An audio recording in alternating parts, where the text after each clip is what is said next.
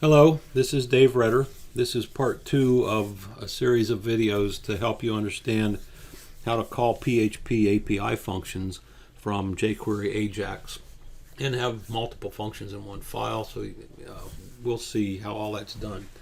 On the end of part 1, we ended up right here talking about how this function called getGardens, which is actually up here a little ways, this function right here goes about using Ajax to get the garden list and to use the information from that list to populate a drop-down box, which you see right here. This drop-down box that you see there, to put all of those values in. And if you'll recall, we were talking about how to put both the text so that the user can see the text along with the value that we'll be getting back when we select the text, when we click on the text. So if you haven't seen that, you probably want to go see version 1 first, or part 1 of this video, because it talks about the foundations of all of this. Now I want to mention something right now, and that is about this gardens variable that's right here. If you come up and look at the top of this file, you'll see that I've specified var gardens, and it's really not important or not necessary, but it's kind of convenient to put it there so that when you start you can see these global variables that exist, because it's important for this to be global for this thing to work. So when we come down here and look at this, we see that we've got this gardens variable that's already been created as a global variable. But when we get the gardens response, in other words the list of things from the Ajax call into this callback function, it ends up in this global variable and it stays there, so that if we want to do something with it, we don't have to go get it again. In particular, if you look at this, when we click on the insert garden button, that's where it creates the gardens. I'm sorry, when we do the get gardens, when we load this guy. So when we do this on load, that's what I should have been saying. When we do the on load, it calls this get gardens method and populates that, which populates that select, but in fact it also populates the gardens value, and we can go use that stuff. In particular, if you look at this, when I click on show gardens, it shows me the gardens here, and we can go look at show gardens right now and see how that does it. It doesn't even make a call to Ajax because it assumes that the call has already been made. So here is show gardens. Oops. There it is. And it simply goes through the global gardens array. And I know global variables have a bad connotation, but this one works here. It's not global for the whole app. It's global within this this file, essentially. And in any case, what we've got then is that we're going to march down through every row of that garden, and then for each one of those I'm going to create a string that contains these items that are in the garden. And if you don't do this, they're all crammed up together, but what I do is I take the item that I've got and follow it with three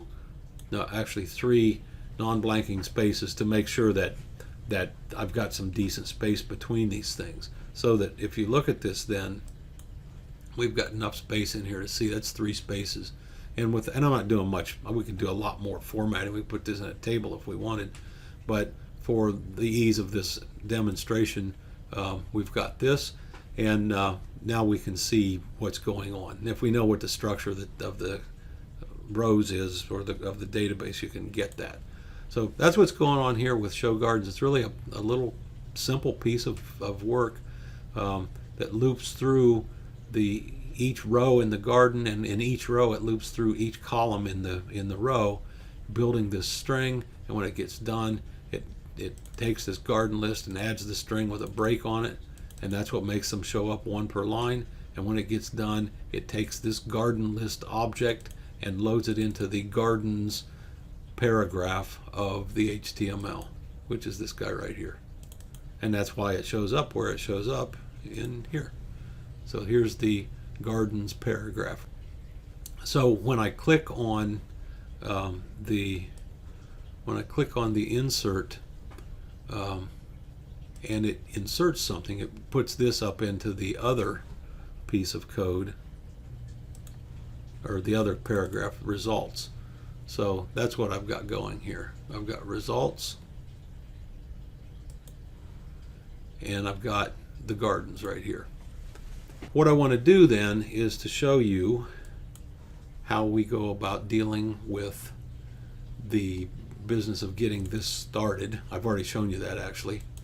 And I want to show you what the code in the PHP API looks like to cause that. Here's the onload method again in the Java query or the JavaScript. So let's go take a look at the API. And it looks like this. This has get gardens in it. This is just a comment for what get gardens does. Function get gardens, let's take a look at it. Really not a lot to it. There's actually just about 3 pieces to it. One is to create a connection to the database. One is to retrieve the information, so maybe 4 pieces. The next is to put the data that we've got into a reasonable array or into a reasonable structure of some kind. In this case, we're going to put it into array and then think about sending some things back. All right, so the first piece is this, dbcon MySQL I. You need to go read about MySQL I and MySQL I_connect. I've got these 4 methods that are predefined in this app. And this is where my credentials are stored. This is not a demo about how to safely and securely deal with credentials, but what I've done is put the credentials in a file that looks like this. It has the actual username here, the actual password in there, the actual name of the database we're going to deal with, and the IP address of the server. And it's over in a different file, which I'm not going to show you, but that's how I manage the credentials, and it really works nicely for this particular app. In this case, the credentials are stored on the server as a PHP file, which is not going to be served to anybody. At least that's the plan. And so this allows us to create a connection. You need to go read about MySQL Connect or MySQL I Connect. All right. What I want to do is just simply say select star from rectangle garden. I just want to execute that statement and get the stuff from it. And so I do. I call the query method on the connection. It already knows what the database is, and it knows now how to execute it because I've got a connection object. So it executes that query calling the query method on that query string. And it takes the result of that and stores it in this result variable. It then checks to see if there was an error, and if there was, it creates an error message and it in the return. So this is a property of the return, and here's another property, success, and we set the success value to false, and we simply we JSON encode that return value and return it. That's it in the case of a failure.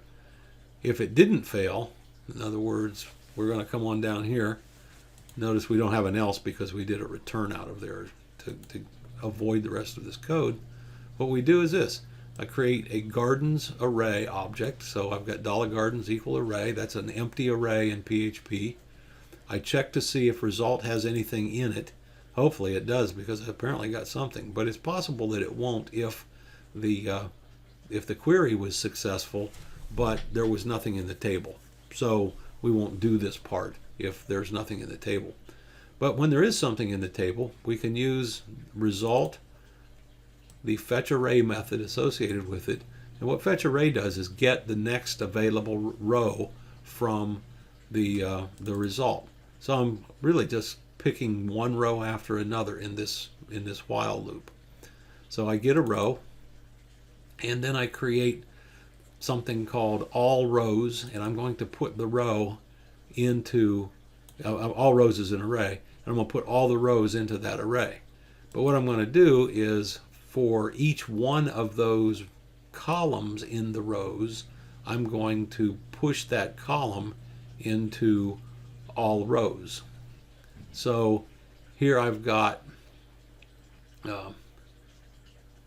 actually, this really should be called all columns. So this is all, think of this, let me just change that to all columns. And let me change this to all columns as well.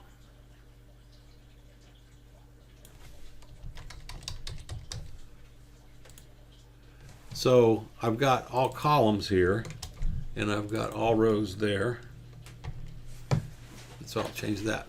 So now let me repeat that. Here I've got all columns is an empty array now because I just created it. And for each element in this row, in other words, this is a column right here. The rows entry 0, entry 1, entry 2, those are the column values. And so all columns is going to be a string that contains all of the columns from the current row. That's the idea. And then I take all columns, meaning it's essentially the whole row, but it's column by column in here, and I put it in this gardens array. So I do that over and over and over as long as fetch array returns a row in the table. So a row is made up of its columns. All columns has the whole row in it. It's all of the columns in the row, and it puts that in the gardens array. So what we have then is that I'm ready to, I'm done. I've got what I want, and I want to send it back. Standard class is like the object class for PHP, and so I'm going to just create a new object essentially here, a new standard class thing. It's not exactly, but it's close enough for our purposes here. And then I'm going to create a success property and say that it's true. I've got one up here that says it was false if I executed this. And then I'm going to create a gardens property that's only defined if we had success. And gardens is just this thing that we put all these rows in.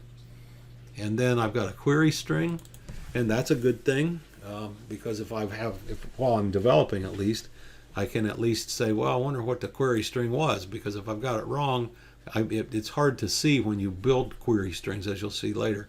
But when you are not building a query string, it's a little easier to see. In any case, sometimes it's convenient to see the query string on the other side. And then credentials. And this is a horrible idea. I used it earlier while I was developing to check to see that the credentials were being passed through to here properly. And that was useful to me, but it's just a horrible idea to do this. But I'm going to leave it in there for now so that when I look at it, I mean, when I'm showing somebody, I can point out how terrible of an idea it is, not forget to do that. And then I just take this return, which contains all of that stuff I put in there, JSON encode it, and call return right there. So, but where does it return it to is the question. Well, that's an interesting thing. If you look at what we've done over in the Ajax part, we did a get gardens right here, and this is kind of where we made the call to Ajax, but what it did was actually do what's called a post to this file. And post says, take all my arguments from my data and send them over there to this file, and tell the file that you're posting to it and have it execute whatever it is you're asking to execute. If you look in here, clear at the top, you'll see this line right here. By the way, that's where I require that the credential file that I showed you before be included. But this line right here is interesting. This thing right here, $_post, is the, as you can see right there, it says super global $_post, and NetBeans by default complains that I've done that because you shouldn't use it directly, but I did because it's easier to explain to you right here what's going on. But $post is actually an associative array. It's an array of things, and the things have names, and the name came from right there. Method. The green one is the name, and the black one is the argument. So it's the value in that thing. So the name of the post array element and the value.